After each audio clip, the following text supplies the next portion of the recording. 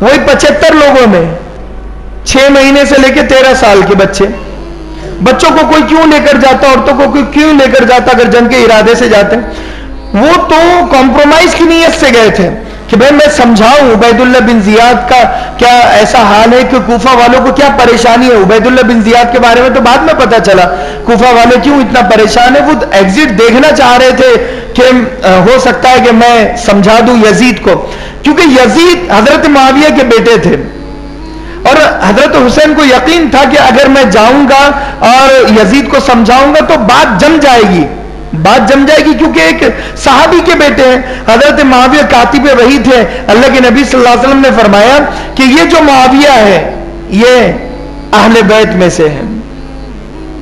حضرت معاویہ کی طرف اشارہ کیا اور کہا کہ یہ میرے خاندان کا خون ہے, یہ میرے خاندان میں سے. تو وہ خون غدار کیسے ہو سکتا ہے؟ اندازہ میں اس بات کا لگا سکتے. تو حضرت معاویہ کے بیٹے یزید تھے. اسی بنیاد پر حضرت حسین کو یقین تھا کہ اگر میں یزید کو سمجھاؤں گا تو بات بن جائے گی.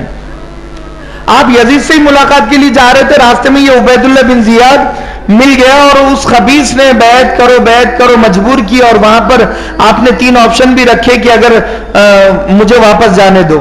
حالانکہ وہ خط جب مل گیا تو کہا تھا آپ نے مجھے مدینہ واپس جانے دو, میرے ساتھ میرا خاندان ہے, میں واپس چلا جاؤں گا, یا پھر مجھے آگے بڑھنے دو, میں انٹرفیئر کوئی دخل اندازی تمہارے معاملات میں نہیں کروں گا, بس مجھے کوفہ سے آگے نکل جانے دو, یا پھر مجھے یزید سے کچھ دیر بات چیت کرنا ہے, کچھ ممکن ہو تو 3 میں سے کوئی ایک چیز کر لو.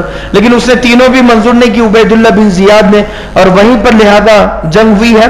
اور اس میں حضرت حسین کا اب جب شہید ہوئے ہیں, ایک ہاتھ پر اور ایک گردن پر جب وار کیا ہے, شمر نے سب سے پہلے, شمر ذوالجوشن سب سے پہلے اس نے گردن پر اور ایک ہاتھ پر جب وار کیا. حالانکہ باقی سارے جو شہید ہو چکے تھے, سب سے آخر میں حضرت حسین جن کی عمر 56 سال تھی, جب وہ آخر میں ایک دم شہید ہونے کے بالکل قریب تھے, کسی کی ہمت نہیں ہوئی, نہ شمر کی ہمت ہوئی, نہ عبید اللہ بن زیاد کی ہمت ہوئی. بڑے بڑے سالار تھے کہ حضرت حسین پر حملہ کرے کھل کر, سامنے سے کسی نے حملہ نہیں کیا, سامنے سے گھیرا ہے, پیچھے سے گھیرا ہے. اور شمر ذوالجوشن نے ایک گردن پر وال کیا اور ایک ہاتھ پر وال کیا. اس کے بعد لہذا آپ کی گردن کو مکمل کاٹا گیا, پورا کاٹا گیا, اور اس کے بعد وہ گردن نیزے پر رکھی گئی, اور باقی آل رسول جتنے تھے سب کے سروں کو کاٹ کر نیزوں پر رکھا گیا, اور وہ سر عبید اللہ بن زیاد کے پہلے دربار میں حاضر ہوا. تو عبید اللہ بن زیاد نے اپنی چھڑی لی, وہ جو کی حالانکہ تلوار تھی, وہ اس تلوار سے ہونٹوں پر مارا اور کہا کہ اب کہو کیا کہتے ہو. بڑا زبان چلا رہے تھے کہ میں تمہارے ہاتھ پر بیعت نہیں کروں گا, تمہارے سسٹم کو نہیں مانوں گا, تمہاری سرکار کو نہیں مانوں گا, اب کیا ہو گیا, اب کہو جو کہنا ہو. تو لہٰذا اس موقع پر جو صحابہ کرام قید ہو چکے, جو آپ کے ساتھی تھے, امام زین العابدین اور اس کے علاوہ علی بن حسین, یہ ایک تو علی اصغر بن حسین جو تھے یہ بچ چکے تھے اس وقت. امام زین العابدین اس لیے بچ گئے تھے کہ امام زین العابدین کی طبیعت خراب تھی, وہ یعنی کہ اندر جو قافلہ تھا, قافلے کے اندر ہی وہ بیٹھے ہوئے تھے, جو چھوٹی چھوٹی ٹکڑیاں بنی ہوئی تھی اسی کے اندر بیٹھے ہوئے تھے. ان کی نظر ان پر نہیں پڑی, ان کی نظر ان پر نہیں پڑی, یہ بیچارے لیٹے ہوئے تھے, ان کی ہمت نہیں ہوئی امام زین العابدین کی کہ وہ اٹھے اور ان کا مقابلہ کرے. حالانکہ 2 محرم الحرام کو جب یہ کوفہ کے بالکل قریب آ گئے تو وہیں پر بیٹھ گئے. اب یہ جو عبید اللہ بن زیاد تھا, اس نے کہا کہ مجھے تم خلیفہ مان لو. اب یہ جب انکار کیا تو وہ کہنے لگا کہ ٹھیک ہے تم اندر نہیں جا سکتے. اب وہیں پر انہوں نے قافلہ اپنا یعنی پڑاؤ ڈال دیا, اور جو پائپ لائن جا رہی تھی یعنی پانی کا جو انتظام تھا, وہ پانی کا انتظام بند کر دیا. 6 محرم الحرام سے پانی کا انتظام جو بند ہوا ہے, 6 محرم 7 محرم 8 محرم 3 دن مسلسل پانی بند ہو چکا تھا, بالکل بھی بچوں کے لیے پینے کے لیے پانی نہیں تھا. حضرت حسین بڑے پریشان, حالانکہ وہ جنگ کی ایک کیفیت بھی بن چکی تھی اس وقت, اور 9 محرم کو بھی پانی بالکل نہیں ملا تھا. حالانکہ ماؤں गायों का दूध सूख चुका था, उस वक्त ये हालत थी। औरतों पर भी उन लोगों को रहम नहीं आया, बच्चों पर रहम नहीं आया, बड़ों पर रहम नहीं आया। जानवरों को पीने के लिए पानी नहीं था, जानवरों के होठ सूख चुके थे। रिवायतों में यहां तक आता है कि बिल्कुल सख्त तरीन, हालांकि जंग के लिए अगर जाते तो पानी का इंतजाम करते, हथियारों का इंतजाम करते और खाने पीने तोशे का, ज़ादेराह का इंतजाम करते। उन्होंने तोशा और ज़ादेराह भी नहीं ली थी, क्योंकि ख्वाबो ख्याल में ही नहीं था कि जंग होने वाली है वहां पर। लेकिन बिल्कुल ऐसे ही हो गया। और 10 मुहर्रम को हालांकि रोजा रखा है आपने, वो रोजा 10 मुहर्रमुल हराम को हजरत हुसैन ने जो रखा है, एक तो पानी पहले से ऑलरेडी नहीं था। 10 मुहर्रम को जो सहरी भी की है वो बिल्कुल मामूली पानी के कतरों से, बिल्कुल बहुत कम पानी के कतरे थे। बल्कि अक्सर रिवायतों में ऐसा है कि सहरी के बारे में आता नहीं है। वो जो आपने 10 मुहर्रम का जो रोजा रखा, रोजे की हालत में जो जंग हुई है, उनमें से किसी ने सहरी की या नहीं की, इसमें इख्तिलाफ है। अब आप समझिए कि रोजे की हालत में कोई आदमी बिस्तर से उठने की हिम्मत ना करे, और वहां मैदान कारजाल में, करबला के मैदान में ये हाल है, ये सिचुएशन है। और ये सिचुएशन सिर्फ 10 मुहर्रम की नहीं थी, बल्कि ये सिचुएशन 2 मुहर्रम से शुरू हो चुकी थी। 2 मुहर्रम, 3 मुहर्रम, 4 मुहर्रम, ये के बाद दिगर जुल्म सितम किया गया, रोका गया, पानी रोका गया, खाना रोका गया, काफलों को रोका गया, जानवरों को चोरी किया गया, और बहुत ज्यादा परेशानी में मुब्तला थे। तो वहां पर 10 मुहर्रम का जब रोजा रखा है, तो मैं यही बताना चाहता हूं कि कितने ऐसे लोग हैं, हालांकि शरबत भी बांटते हैं, खिचड़ा भी बनाते हैं।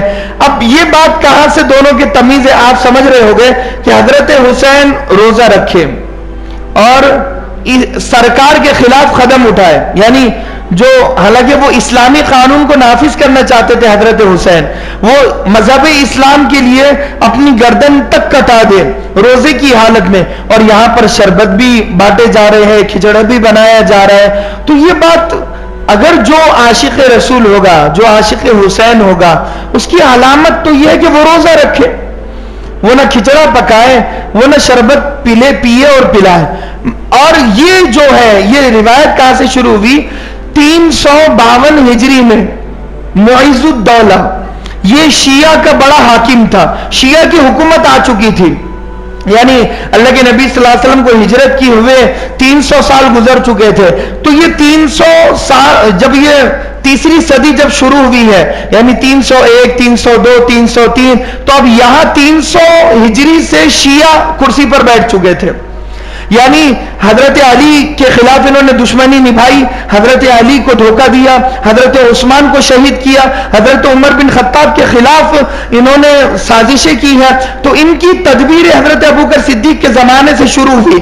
हजरत उमर बिन खत्ताब को भी हुकूमत बराबर से इन्होंने करने नहीं दी है, और हजरत उस्मान गनी को भी शहीद रवाफिज ने ही किया। हजरत अली जब बैठे हैं तो हजरत अली और हजरत आयशा की लड़ाई भी शिया ने ही लगाई है आपस में। नहीं तो यह हो सकता है कि एक दामादे रसूल हो और वो अपनी सास के अगेंस्ट खड़े हो जाए।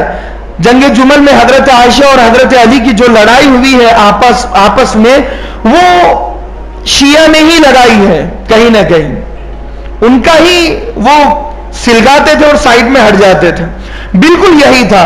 तो लिहाजा हजरत अली को सुकून से खिलाफत करने नहीं दी है, और हजरत अली को भी शहीद किया है। हजरत अली के बाद हजरत हसन जब बैठे हैं और हजरत अमीर मुआविया उधर से बैठे हैं, तो हजरत हसन ने अपने आप को दस्तबरदार कर दिया कि ठीक है, चलो कोई बात नहीं, मैं आपस में सुलह करना चाहता हूं। हजरत अमीर मुआविया को अपनी मर्जी से बिठा दिया। सबसे लंबी खिलाफत हजरत अमीर मुआविया की चली है 20 साल तक। हजरत अबू बकर सिद्दीक ने बहुत कम 2 या 2.5 साल, और हजरत उमर बिन खत्ताब ने भी हजरत उमर बिन खत्ताब ने 3.5 या 4 साल गालिबन, हजरत उस्मान गनी ने भी उससे कम, और हजरत अली ने भी उससे कम। लिहाजा लेकिन सबसे ज्यादा 20 साल हजरत अमीर मुआविया ने खिलाफत की है। उन 20 सालों में बड़ा मजबूत शिया बाहर निकलने ना पाए थे, ऐसा हाल हो गया था। लेकिन फिर आपने साजिशें की है और ये नतीजा निकला है कि 351 हिजरी में शिया पूरे मुल्क पर छा चुके थे।